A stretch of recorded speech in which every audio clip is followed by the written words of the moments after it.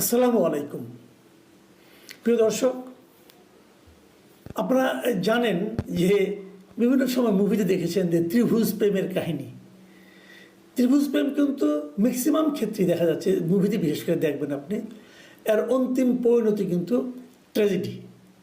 Tragedy মানে এর কোনো আসলে সাফল্যের কোনো ইতিহাস সম্ভব না। আসলে ত্রিভুজ প্রেম তো তিনজনের মধ্যে কীভাবে আপনি একটা সফল সমাপ্তি ঘটাবেন। তো আমাদের রাজনীতিতেও আমরা বিগত আওয়ামী লীগ সরকারের পতনের পর মানে গত বছরের অগাস্টে আমরা একটা ত্রিভুজ প্রেম দেখেছিলাম। সেই ত্রিভুজ প্রেমটা কী ছিল? বিএনপি, অন্তর্বর্তীকালীন সরকার এবং জামাত, এই তিনজনের একটা ত্রিভুজ প্রেম। তিনজনে মিলে দেশে একটা সংস্কার করবেন, দেশ থেকে স্বৈরাচার হটানোর জন্য অথবা ফ্যাসিবাদ মুক্ত করার জন্য সংস্কার করবেন, যাতে নাকি আগামীতে কেউ ফ্যাসিবাদী না হয়ে উঠতে পারে, সেই প্রচেষ্টায় লেগেছেন। এটা ভালো প্রস্তাব ছিল, আমি নিজেও চেয়েছিলাম যে এমন একটা কিছু হোক যাতে নাকি ফ্যাসিবাদের আবার পুনরুত্থান না হতে পারে। এবং সেটা করতে গিয়ে তারা যেটা করেছেন যে এই ত্রিভুজ প্রেমের পরিণতিতে আওয়ামী লীগের কার্যক্রমকে নিষিদ্ধ করা হয়েছে। তো এখন তো মধুরেন সমাপ্যায়ত যেটা বলা হয় আর কি, যে একটা মানে খুবই মধুর মিলন ঘটবে, কিন্তু সেটা ঘটেনি। রাজনীতির কবলে পড়ে এই ত্রিভুজ প্রেম এখন ত্রিমুখী সংঘাতে রূপ নিয়েছে। আমি বলছি যে সংস্কারের কথা বলা হয়েছিল, সেই সংস্কার যখন একটা অন্তিম পরিণতির দিকে যাচ্ছে, মানে শেষ হবে যখন, এবং সেই সংস্কারের শেষ যে প্রস্তাবটা তারা দিল সরকারের কাছে, এই জাতীয় ঐক্যমত্য কমিশন, ওটা দেখার পর বিএনপির পক্ষ থেকে সরাসরি বলা হলো যে আমাদের সঙ্গে প্রতারণা করা হয়েছে। তো প্রতারণা হলো কেন? দুদিন আগে তো আপনারা সিগনেচার করে আসলেন, তো প্রতারণা কেন? এবং বিএনপির বক্তব্যটা হলো আমরা যা সিগনেচার করেছি এখন এই প্রস্তাবে আমরা তা পাচ্ছি না।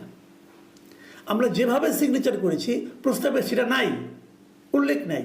মানে এটা হলো অনেকটা এরকম আর কি, যে ওই বিয়ের অনুষ্ঠান দেখেন না, আলোচনা হয় কাবিন কত টাকা হবে, কি কি গহনা দেবে, কি কি করবে না, দেওয়া নেওয়ার একটা হিসাব হয়। তারপরে বিয়ে যখন পড়াতে যায় তখন দেখা যায় ওই গহনাগুলো আসে না, যে সমস্ত গহনা দেওয়ার কথা ছিল তার কিছুই দেয়নি, অথবা দিলে হয়তো ইমিটেশন দিয়েছে অথবা দেয়নি। তো এটা নাকি ঝামেলা হবে না, সেই ঝামেলা হয়েছে। আরও বড় ঝামেলা হলো, বলা হয়েছিল কাবিন হবে মনে করেন 20 লাখ টাকা, কারণ কাবিন হয়ে গেছে 2 লাখ টাকা। এটা তো একটা ঝামেলা, মেয়ের পক্ষ তো আপত্তি করবেই। এখন বিষয়গুলি এই ধরনের যে যা তারা অঙ্গীকার করেছে, অঙ্গীকারনামা যে সিগনেচার করেছে তারা, তার সঙ্গে প্রস্তাব যখন সেটা জনগণের কাছে পাঠাবে গণভোটের জন্য, তার সঙ্গে মিলছে না। বিএনপি আপত্তি করেছে। আবার গণভোট যেটা করবে সেই গণভোটটা কবে হবে এটা নিয়েও বিএনপির সঙ্গে জামাতের বিরাট বিরোধ। মানে ভাবখানে এরকম যে জামাতের বলছে যে এই নভেম্বরেই করতে হবে, বিএনপি বলছে নির্বাচন যখন হবে তখন করতে হবে। এখন এটা না করে ওটা করলে পরে দেশ উচ্ছন্নে যাবে, অথবা ওটা না করে এটা করলে বিএনপি ভাবছে যে এটাও দেশে উচ্ছন্নে যাবে। দেশ হবেটা কি?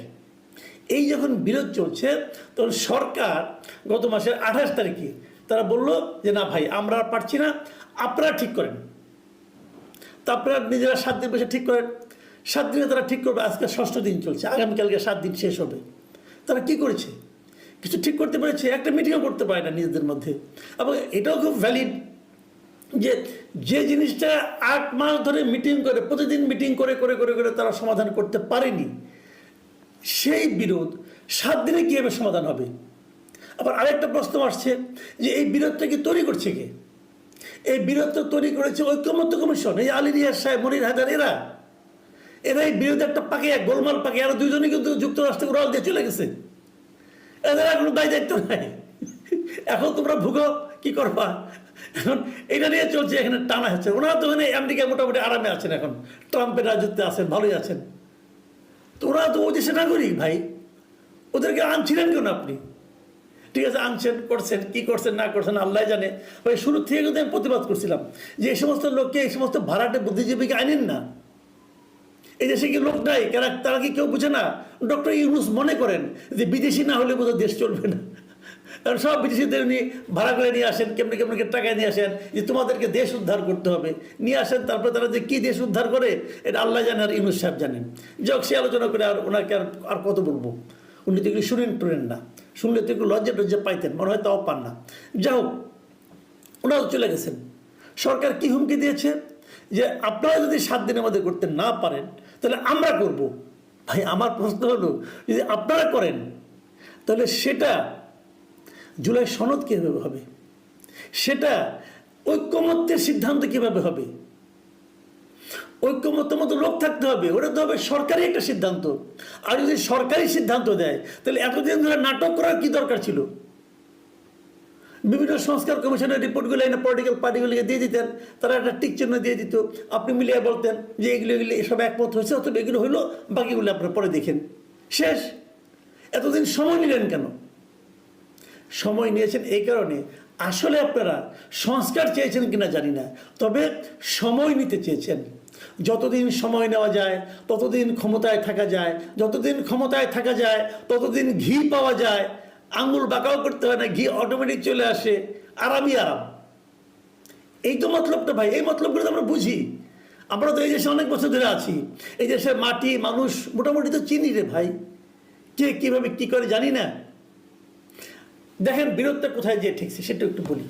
কালকে 7 তারিখ, কালকের আগে আজকে হলো শেষ দিন, কিন্তু আজকে আপনারা একটু দেখেন যে বিভিন্ন পলিটিক্যাল লিডাররা আজকে, বিশেষ করে এই বিরোধী যে দুইটা দল আছে, এরা কে কী বলেছে এটা একটু দেখেন, শুনেন, তাহলে বুঝতে পারবেন। আজকে একটা অনুষ্ঠানে বিএনপির আমির খসরু মাহমুদ চৌধুরী ছিলেন, আর জামাতের হামিদুর রহমান আজাদ যিনি আছেন ওনাদের সহকারী জেনারেল সেক্রেটারি জেনারেল, উনিও ছিলেন। একই মিটিংয়ে পাশাপাশি বসে ওনারা কিন্তু পরস্পরের বিরুদ্ধে কথা বলেছেন। আমির খসরু মাহমুদ চৌধুরী কী বলছেন যে আপনারা কথায় কথায় রাস্তায় যাবেন, যদি বৃহত্তম দল যদি নামে তাহলে কিন্তু সংঘাত হবে। তার মানে বৃহত্তম দলকে, মানে ওনারা নিজেরা। আর হুমকি দিলেন কাকে? জামাতকে। একসঙ্গে তো প্রেম ছিল রে ভাই, এখন জামাত আর বিএনপিতে লেগে গেল কেন? কারণ এই যে জুলাই সনদ এবং তার বাস্তবায়ন প্রক্রিয়া নেওয়া, বিএনপি যে অবস্থানে, জামাত তার বিপরীত অবস্থানে। জামাত বলছে এইভাবেই হবে, জামাত বলছে যে এই নভেম্বরের মধ্যে গণভোট হতে হবে, বিএনপি বলছে গণভোট হবে নির্বাচনের দিন, এত আগে না। আর বিএনপি বলছে আমরা যে সমস্ত নোট অফ ডিসেন্ট দিয়েছিলাম সেগুলোকে অন্তর্ভুক্ত করতে হবে। এটা হলো একটা বেসিক। আরও 5 দফা আছে জামাতের সব মিলে 5 দফা, এবং 5 দফার দাবিতে তারা তো আন্দোলন মাঠে নামছে, এবং 8টা দলকে তারা সঙ্গে পাইছে, মানে তারা সহ 8টা। এবং তারা এটাও হুমকি দিছে যে 11 তারিখের পর, 11 তারিখে তারা ঢাকায় মহাসমাবেশ করবে, এবং 11 তারিখের পর ঢাকার তাদের দাবি যদি না মানা হয় তা ঢাকা শহরের চেহারা তারা পাল্টে দেবে। হচ্ছেটা কি? আবার জামাত কি বলেছে যে আপনাদের সঙ্গে কি আলোচনা করবো, আমাদের লিডার তো আপনার গত বৃহস্পতিবার আপনাদের মহাসচিবকে ফোন করেছিল। হ্যাঁ করেছিল, তাহের সাহেব ফোন করেছিল মির্জা ফখরুল ইসলাম আলমগীরকে, আসেন মিটিং করি। মির্জা ফখরুল ইসলাম আলমগীর বলছে ঠিক আছে আমি এটা আলাপ করে দেখি আমার দলের সঙ্গে আলাপ করার পর এই তো আজকে তারা এই রিয়াকশনটা দিল অফিসিয়ালি, মানে তাদের কাছে দেয়নি, মিটিংয়ে দিয়েছে। কীরকমভাবে দিয়েছে শুনেন। সেই মিটিংয়ে আজকে একটা মিটিংয়ে ছিলেন আপনার সালাউদ্দিন আহমেদ সাহেব, ওনাদের স্থায়ী কমিটির সদস্য। সালাউদ্দিন আহমেদ সাহেব 2-3টা কথা বলেছেন। উনি আবার জামাতকে কিছু বলেন না, উনি সরাসরি সরকারকে বলেছেন, এবং উনি সরকারকে বলছেন যে আপনাদেরকে আমরা সমর্থন করছি, কিন্তু সেই সমর্থনটা কিন্তু একটা বাউন্ডারির মধ্যে আছে, এই সীমার বাইরে যাব না। আর আপনারা যদি মনে করেন যে অন্য একটা রাজনৈতিক দলকে দিয়ে আমাদেরকে আহ্বান করবে মিটিংয়ের জন্য, সে আলোচনায় আমরা যাব না। প্রধান উপদেষ্টা আপনি আছেন, আপনি ডাকেন আমরা যাবো, ওদের ডাকে আমরা যাবো কেন? তার মানে কি দাঁড়াচ্ছে? তারা কিন্তু মাইন্ড করছে যে আপনি ডাকবেন, আমাকে ডাকেন, আপনি কেন জামাতকে দিয়ে আমাকে ডাকাচ্ছেন? একদম ভ্যালিড কোশ্চেন, কিন্তু এই প্রশ্নের জবাব কী আসবে? এবং যেটা খুব অ্যালার্মিং আমি মনে করি সেই জিনিসটা হলো, মানে এই সরকারকে সালাউদ্দিন আহমেদ সাহেব যে কথাটা বলেছেন, এই কথাটা আপনাদের আমি হুবহু পড়ে শোনাতে চাই। উনি কী বলেছেন? উনি বলেছেন আপনারা কোনো নির্বাচিত সরকার নয়, এটা আপনারা যেন সবসময় ইয়াদ রাখেন। সরকারকে বলতেছে কিন্তু যে আপনাদের মনে রাখা দরকার। কেন মনে রাখা দরকার? যে আপনারা যদি অনির্বাচিত সরকার হন, আপনাদের অনেক কিছু করার ইখতিয়ার নাই, এবং আপনাদের পেছনে কোনো জনসমর্থন নাই। এটা বিএনপি লোক বলতেছে। এবং আরও বলেছেন আপনাদের এরকম কোনো ইখতিয়ার নাই আমাদেরকে ডিকটেট করা যে 7 দিনের ভিতরে আপনার সিদ্ধান্ত না হলে আমরা সিদ্ধান্ত নেব। মানে এই যে আপনি ডিকটেট করেছেন 7 দিনের মধ্যে সিদ্ধান্ত নেন, নাহলে আমরাই সিদ্ধান্ত নিয়ে নেব, এইটা করার আপনার কোনো ইখতিয়ার নাই। কে কাকে ওয়ার্ন করছে? বিএনপি সতর্ক করে দিচ্ছে অন্তর্বর্তীকালীন সরকারকে, এবং তারপর ফিনিশিংয়ে এই কথাটা বলেছেন, এত শক্তি প্রদর্শন আপনাদের বোধহয় মানায় না। দেখুন, অনেকদিন আগে আমি একটা কথা বলেছিলাম যে এই সরকারের সবচেয়ে বড় স্ট্রেংথ হচ্ছে বিএনপি, কিন্তু আনফর্চুনেটলি এটা সরকারও